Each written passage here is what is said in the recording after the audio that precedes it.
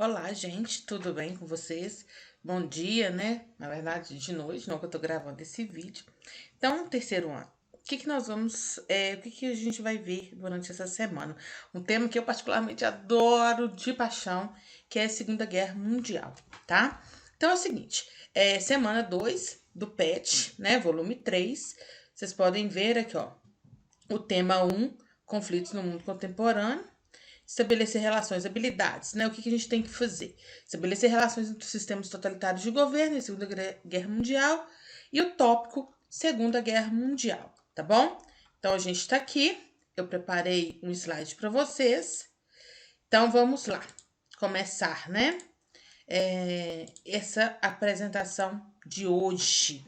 Então vamos lá, gente. Segunda Guerra Mundial. Como eu falei com vocês, é um tema que eu particularmente curto pra caramba, sabe? Curto muito mesmo. Vamos lá então. A Segunda Guerra Mundial, ela tem início, né? Muita gente pergunta, assim, ela começou em 1939, né? Foi de 1939 a 1945 e foi uma guerra diferente da primeira. Por quê? Porque ela é um conflito que abrange vários outros países, enquanto tem batalhas que se deram em vários outros locais do mundo, tá? Então, é de fato a Segunda Guerra Mundial uma continuação da primeira? Sim, sim. Por quê? Ao final da Primeira Guerra Mundial, nós tivemos aí a assinatura do Tratado de Versalhes como a grande cereja desse bolo, digamos assim, né? Foi o grande finalizador desse conflito, o que oficializou o término do conflito. Então, através desse Tratado de Versalhes, por meio dele, né, uma série de rusgas foram sendo criadas. Primeiro, principalmente também em relação à Alemanha, né, gente? Vamos ser claros aqui. Primeiro, esse tratado, o Tratado de Versalhes, impunha pesadas taxas de ressarcimento, pesadas indenizações para serem pagas aos países vencedores pela Alemanha. Ele incluía a devolução da Alsácia-Lorena, se vocês se lembrarem, né? Voltando um pouquinho, a Alsácia-Lorena eram regiões riquíssimas em minério de ferro, né? Que foi disputada, era uma região muito rica em minério de ferro, que foi disputada pela Alemanha quando ela ainda não era Alemanha na Guerra Franco-Prussiana, né? Ela veio como um despojo de guerra, digamos assim, e era uma grande pedra no sapato, né, por parte da França. A França tinha um sentimento de vingança, nutria um sentimento de vingança em relação à Alemanha por conta da Alsácia-Lorena, né? E pelo Tratado de Versalhes, a Alemanha teve que devolver essa região para a França. Segundo, a Alemanha foi forçada a ter um efetivo militar extremamente reduzido, né, muito reduzido mesmo. A Alemanha que tem aí muita, como que eu posso dizer, o efetivo, o militarismo na Alemanha, né, ele era muito evidente. E a Alemanha foi proibida de ter aviação militar, foi proibida de recrutar de forma obrigatória, foi proibida de ter indústria de guerra, e o efetivo militar, que era centenas de milhares de homens, foi reduzido a apenas 100 mil homens, né. Além disso, havia uma série de outros fatores, como, por exemplo, né, que compõem o contexto para a eclosão de um novo conflito mundial. A gente tem aí a crise de 1929, né, que foi uma crise astronômica, né, uma crise econômica astronômica que se deu início, uma crise de superprodução, né, que iniciou nos Estados Unidos. Os Estados Unidos, ela criou pernas, digamos assim, né? Ela se desmembrou para todos os outros países. Havia uma divergência político-ideológica entre as nações. Nós vimos aí na semana 1 do PET 3 o nascimento dos regimes totalitários, né? Dos fascismos e dos nazismos, né? Do fascismo e do nazismo. Regimes estes que criaram terreno, que viram, né? Terreno fértil quando este terreno foi assolado por uma crise econômica da proporção da de 1929. o mundo, a Europa em si, ela saía de um primeiro conflito mundial, com economias devastadas, fisicamente devastada, estava se recuperando desse conflito, então vem essa crise econômica, né, que joga esses países no chão novamente. Então, todo esse cenário é terreno fértil para a eclosão de movimentos como o nazismo e o fascismo. A gente tem um pacto firmado entre a Alemanha e o Japão, chamado Pacto Antikomintern, né? Já haviam, o Japão já era uma grande potência imperialista na época, ele também nutria um certo sentimento de que havia sido lesado, né, por conta dos desdobramentos do primeiro conflito mundial, e somado a tudo isso, então somado, rememorando, né, vamos lá rememorar, somado a todas as rusgas que surgiram a partir do Tratado de Versalhes, a gente tem divergências político-ideológicas, ascensão do nazismo e do fascismo, um pacto foi firmado, né, entre a Alemanha e o Japão, principalmente em relação à região da Manchúria, né, que cedia a Manchúria para o Japão, e enfim, outras formas de colaboração. E somado a isso, nós temos tratados de não agressão firmados entre a Inglaterra e a Alemanha, firmados entre a França e a União Soviética, e, sobremaneira, já a gênese do eixo, né, que foi um tratado firmado entre a Alemanha e a Itália, tá bom? Então, nós temos antecedentes bem favoráveis, nós temos a questão de que a Liga das Nações, que foi o organismo criado no final da Primeira Guerra Mundial para, digamos assim, arbitrar os conflitos, ele não funcionou de fato. Grande parte dos países mais importantes, dos maiores países, não compunham a Liga das Nações, então ela foi ineficiente para intervir e intermediar soluções pacíficas para todos esses conflitos que surgiam, né? Armados e não armados, né? Nós temos aí invasões a diversos países antes do início da Segunda Guerra Mundial, que não foram aí solucionadas pela Liga das Nações, tá bom? Então, nós temos aqui, olha, a Manchúria, a China, todos esses países que estão em vermelho foram invadidos aí durante o início, né, da Segunda Guerra Mundial, ainda quando não era Segunda Guerra Mundial. Aqui nós temos um carinha bem conhecido, que é Adolf Hitler. Hitler, ele se torna o Führer da Alemanha, né? Nós já vimos isso aí durante a explicação do nazismo, e ele começa pouco a pouco a burlar e a não cumprir os acordos, né? A não cumprir as cláusulas do Tratado de Versalhes, né? Então ele faz movimentos militares, ele invade determinadas regiões, né?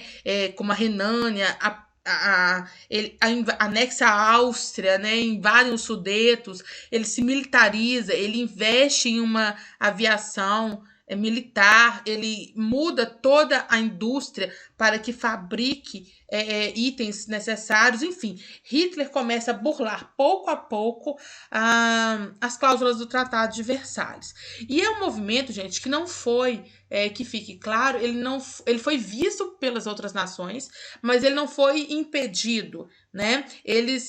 Na época, existia um outro mal, que era a União Soviética, tá? E aí, Hitler, ele era preferível ao comunismo, a Stalin, né? Então, Hitler, né, no início, ele era visto como um mal menor. Tanto é que as nações só intervêm quando Hitler, ele invade a Tchecoslováquia, né? Quando Hitler invade a Tchecoslováquia, cria-se um grande problema e as nações chamam a Alemanha para conversar e não impedem que ele conclua a sua invasão, mas dão um ultimato a Hitler, né? Como se fosse aí, digamos assim, o último país que ele poderia anexar. Vocês podem ver que esse aqui é um mapa da região ali da Alemanha, da Polônia. Aqui nós temos um pequeno território chamado de Danzig. Esse território, gente, ele fica aqui, faz parte da Polônia, tá? Mas ele está entre a Alemanha e a Prússia Oriental. A Prússia Oriental fazia parte da Alemanha, mas entre a Alemanha de fato e a Prússia Oriental estava esse território de Danzig, que era reivindicado pela Alemanha, né? E foi através dele que a Alemanha invade a Polônia e tem início, de fato, o primeiro conflito mundial, né? O segundo conflito mundial, tá? Então, olha só. A Alemanha, quando eu falo que ela consolida o Estado vital, né, era uma das características do regime nazista, tá? Então, olha só, em 1939, ela assina um pacto que pegou todo mundo com a calça curta, que foi o Pacto de Não Agressão com a União Soviética. Então, nós temos dois gigantes, nós temos a Alemanha e temos a União Soviética, nós temos Hitler e temos Stalin, água e óleo que não se misturam e que assinam de repente um pacto de não agressão, né? Que fique claro que tanto Hitler quanto Stalin tinham pretensões imperialistas, pretensões de colonização muito intensas, eram personagens muito intensas, né? Então, o que de fato estava subentendido com a assinatura desse pacto? Hitler se comprometia a não intervir nas conquistas de Stalin, nas anexações de Stalin, e Stalin também fazia o mesmo. Na verdade, Hitler sabia que não podia lutar em duas frentes.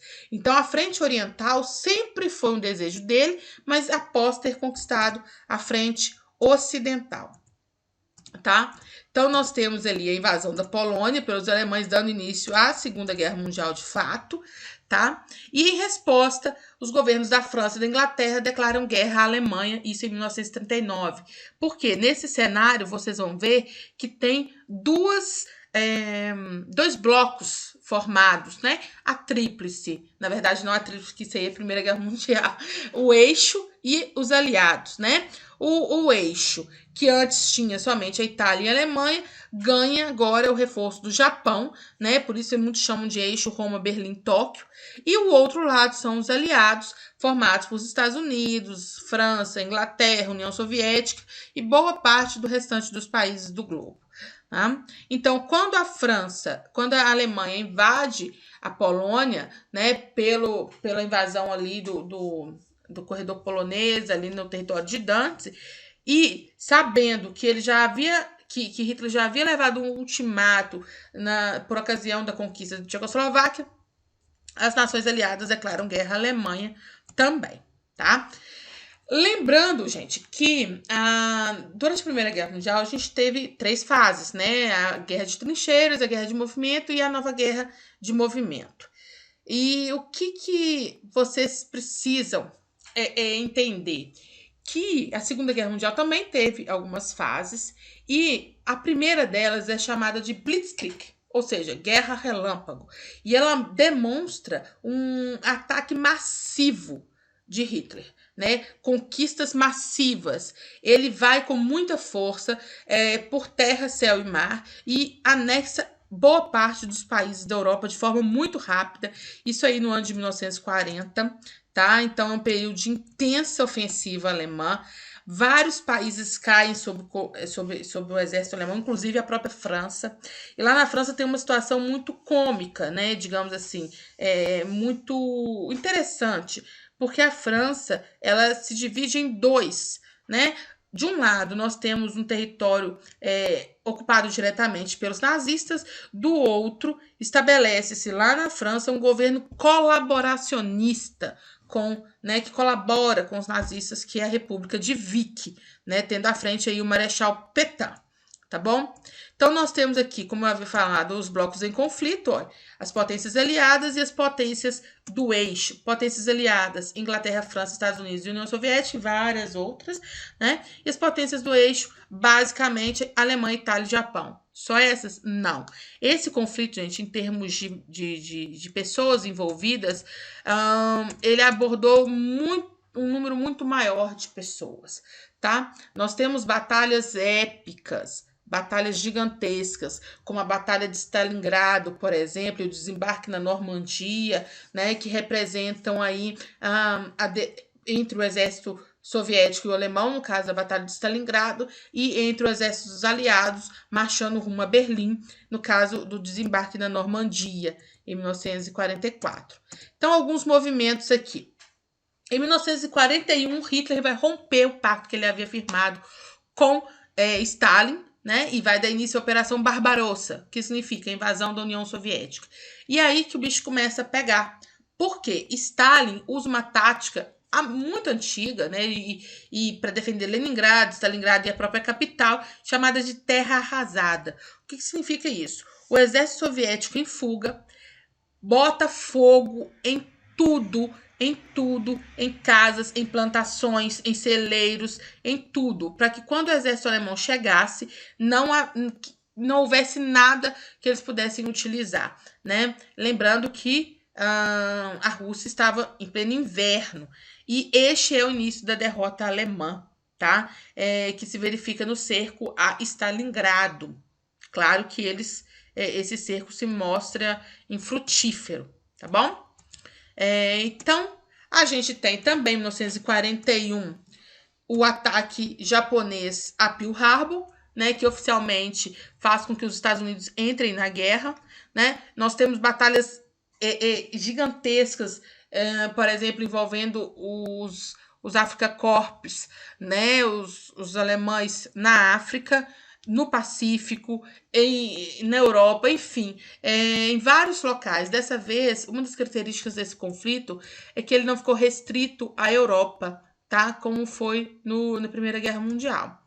Então, a gente tem ali, a partir de 1943, nós começamos a ter uma mudança, né, nos rumos da guerra, principalmente após a derrota alemã na Rússia. Então, a gente tem também na África a derrota da Itália. Mussolini foge, ele é capturado e morto. A Itália sai da guerra, então fica a Alemanha e Japão lutando e os seus aliados. O Brasil, ele participou efetivamente desse conflito, né? No primeiro, ele simplesmente enviou matérias-primas. Aqui, dessa vez, ele participou de forma ativa, enviando mais de 25 mil soldados para lá, da FAB, né, a Força Expedicionária Brasileira, e que é justamente os chamados pracinhas, né? Então, o Brasil, de fato, efetivamente, ativamente participou do segundo conflito mundial, tá? Então, como que essa guerra acabou? Então, nós temos dois fatos muito interessantes. O dia D, dois fatos de peso, né? O dia D, que configura o desembarque na Normandia, né, dos países aliados, e a gente tem aí eles empurram com muita força a Alemanha de volta eles vão empurrando, né? Eles marcham rumo a Berlim, eles empurram o exército alemão até a capital. E a Alemanha se rende, né, no momento em que Hitler se mata no bunker, e fica somente o Japão que se rende após o lançamento de duas bombas atômicas, né? Uma sobre Hiroshima e outra sobre Nagasaki, tá? É o que eu falei com vocês agora.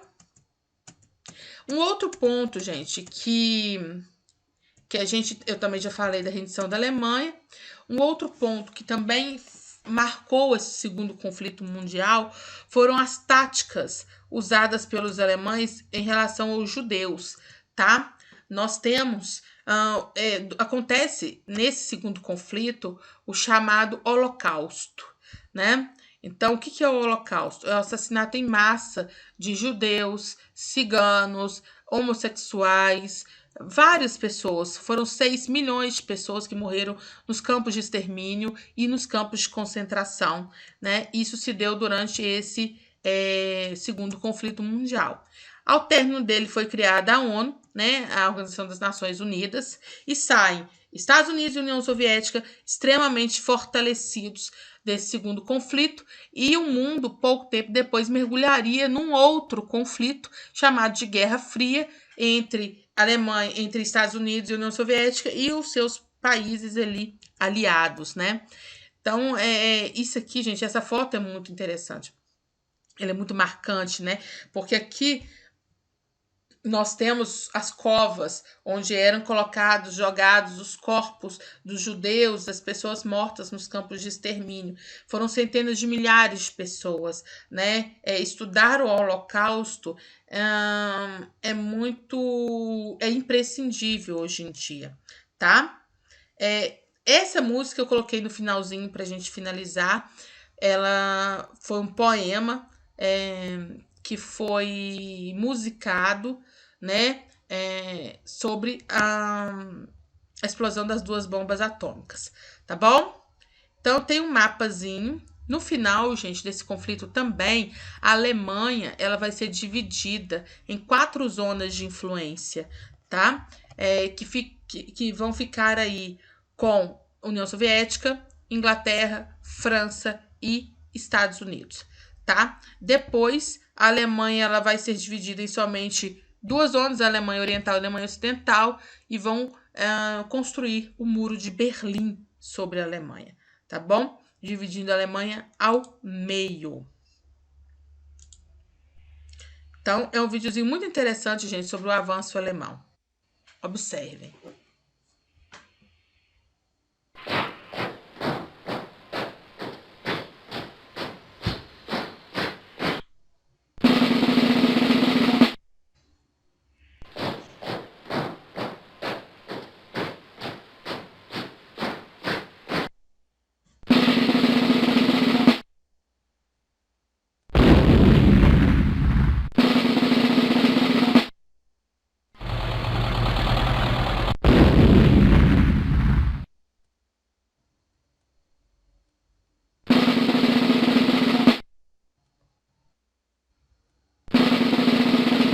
Podem ver que o avanço alemão ele é gigantesco, né?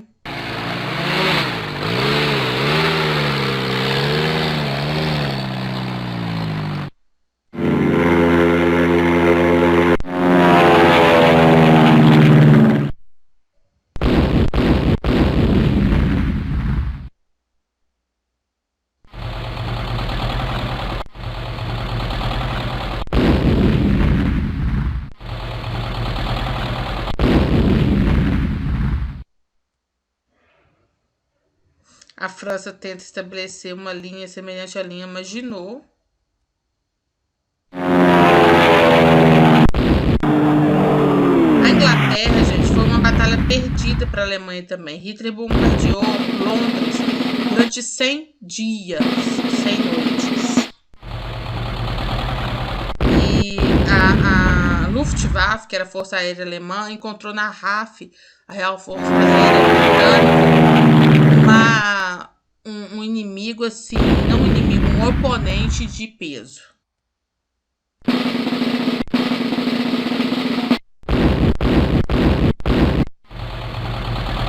Aqui tem início a Operação Barbarossa, tá vendo? Eles chegam a boa parte da União Soviética e conseguem se defender usando aí a tática da terra devastada.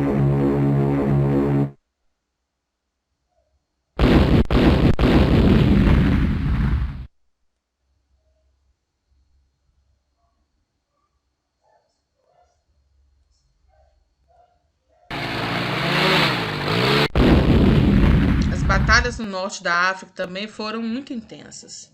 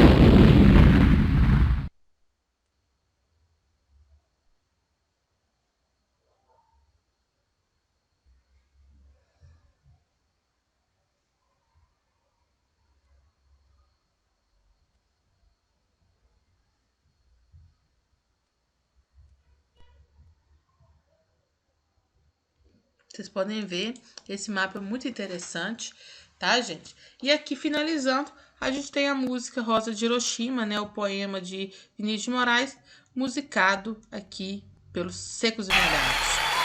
Vou adiantar aqui só pra gente escutar uma partezinha.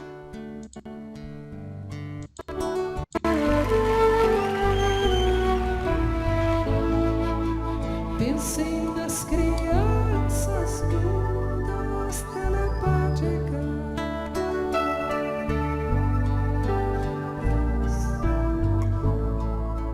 Pensei nas meninas cegas inesadas.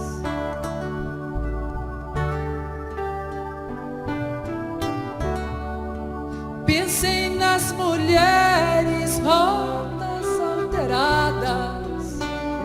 Vale muito a pena, gente, vocês finalizarem, né? Vocês assistirem esse slide, tá bom? Mas eu não vou me estender mais porque o vídeo já tá muito longo. Tchau pra vocês!